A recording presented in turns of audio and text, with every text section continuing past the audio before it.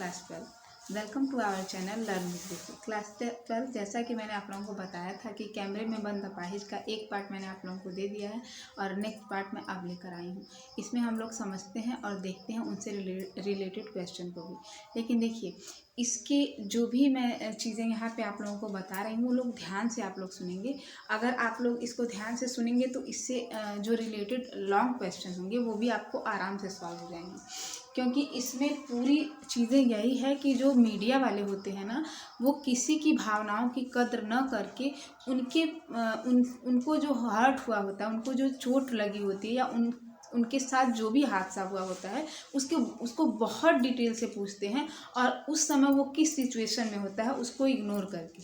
तो यही सारी चीज़ें इसमें बताई गई हैं और रघुवीर सहाय जी ने इस पर आवाज़ उठाई है कि ऐसा नहीं होना चाहिए। किसी की भावनाओं को मद्देनज़र रख के अपने व्यवसाय को आगे बढ़ाना अनुचित है। ठीक है, तो चलिए देखते हैं। रघुवीर सहाय कैमरे में बंद अपाहिज, निम्नलिखित वाक्यांशों को पढ़कर उत्तर दीजिएगा। पहले ये काव्यांश पढ़ लीजिए, उसके बाद इसके उत्तर को हम लोग देखते हैं। देखिए, अगला पार्ट है इसका। सोचिए, बताइए आपको अपाहिज होकर कैसा लगता है। कैसा यानी कैसा लगता है। हम खुद इशारे से बताएंगे कि क्या ऐसा, मतलब वो कह रहा है मीडिया वाला कि आप अपाहिज हैं तो आपको अपाहिज होके कैसा लग रहा है। कैसा बताइए जल्दी से। यानी कैसा लगता है मतलब कि आपको अपाहिज होके कैसी फीलिंग आ रही है। बहुत अच्छी फीलिंग आ रही है या फिर कैसी फीलिंग आ रही है, मतलब उसके पूछने का ये है अर्थ। हम खुद इशारे से बताएंगे कि क्या ऐसा, मतलब वो ये भी कहता है कि आप तुमको कुछ नहीं बोलना है, मैं पीछे से इशारा करूंगा कि तुम ऐसे बताना कि हमको बहुत दुख हो रहा है या फिर जो भी। ठीक है, वो खुद ये डिसाइड करता है। वो उस व्यक्ति की सिचुएशन को नहीं समझते, वो खुद ही बता रहा है कि हम पीछे से बताएंगे, एकदम इत्मीनान से रहिए। फिर कहता है यह अवसर सोचिए, बताइए, थोड़ी देर कोशिश करिए। अब वो जो बेचारा विकलांग बैठा है उसकी तो हवा गुम है, मतलब वो सोचता है मैं क्या ही बोलूँ अब यहाँ पर।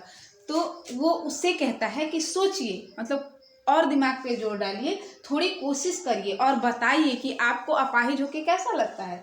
यह अवसर खो देंगे। देखिए, अब क्या उसको लालच दे रहा है कि आपको मैं टीवी पे दिखा रहा हूँ, आपका मतलब मैं वीडियो बना रहा हूँ, भाई आप टीवी पे आएंगे तो ये अवसर आप खो देंगे अगर नहीं बताएंगे। ठीक है, फिर कहता है आप जानते हैं कि कार्यक्रम रोचक बनाने के वास्ते, मतलब हम जो आपको मतलब आप जानते हैं, मतलब ये वो बता रहा है कि यह अवसर खो देंगे। आप जानते हैं मतलब आप टीवी पे आ रहे हैं, ये अवसर आप खो देंगे। आप विकलांग होते हुए भाई टीवी पे दिखाया जा रहा है तो बहुत बड़ी बात है ना, तो आप ये अवसर खो देंगे, ये आप जानते हैं, मतलब उसको और टॉर्चर किया जा रहा है।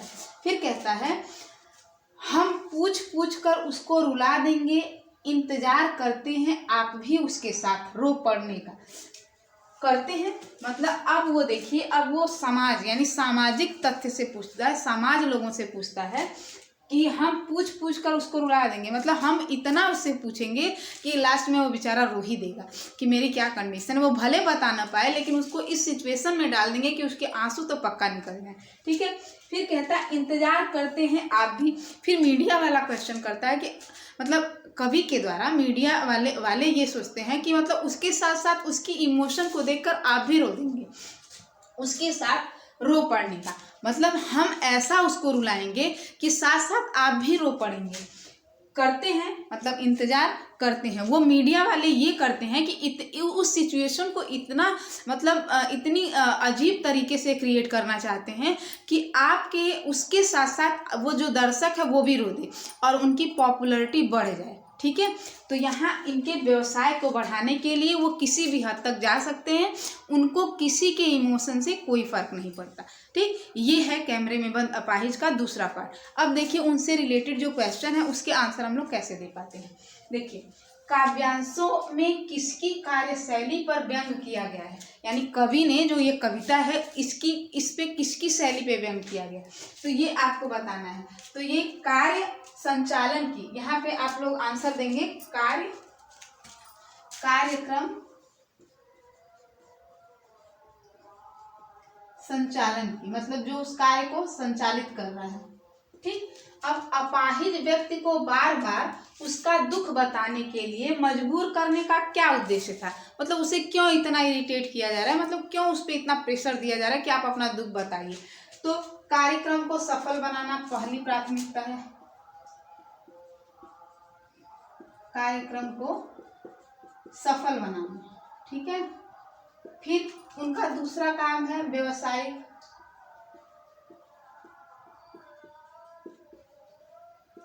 फिर तीसरा उनका है सस्ती लोकप्रियता।